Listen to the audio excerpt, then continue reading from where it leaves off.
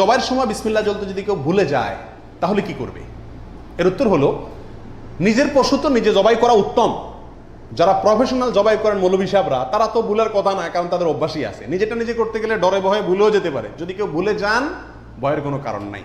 মুসলমান যদি ভুলেও যায়, তবুও সেই পশু হালাল হবে, খাওয়া হারাম হবে না। ইচ্ছাকৃত যদি কেউ বিসমিল্লাহ না বলে, সেটা ভিন্ন কথা, সেটা সমস্যা আছে। কিন্তু ভুলে যদি বিসমিল্লাহ না বলে, তাতে পশু হালালই থাকবে, হারাম হবে না ইনশাআল্লাহ। কসাইকে শুরুতে সাপ বলে দিতে হবে যে ভাই গোশত পাবা না, কত টাকা নিবা সাপ বলো, তুমি সে আশা করে বসে থাকিও না। 2 টাকা বেশি নাও, কিন্তু আমি তোমাকে গোশত টোস্ত বা কোনো কিছুই দেবো না। তবে হ্যাঁ, কসাই যদি আপনার প্রতিবেশী হয়, আপনার আত্মীয় হয়, অথবা অন্য গরিব মানুষ হয়, অন্য 10 জন গরিবকে যে পরিমাণ দিতেন তাকেও সে পরিমাণ দেন, তাহলে সমস্যা নেই, ওইটা ঠিক আছে।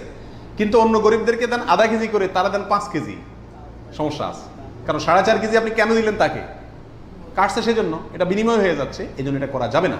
অতএব নাড়ি বুড়িও যদি কেউ সাফ করে, তাকেও কি দেওয়া যাবে না? ওই নাড়ি বুড়ি সাফের বিনিময়ে নাড়ি বুড়ির অর্ধেক বা গরুর কোনো অংশ তাকে দেওয়া যাবে না। সাফ করলে সাফের বিনিময়ে তাকে ক্যাশ টাকা দিয়ে দিবেন। কথা বুঝতে পারছি? নাড়ি বুড়ি যদি দিতে হয়, তাহলে গরিব মানুষ হিসাবে দিলেন, সেটা ভিন্ন কথা।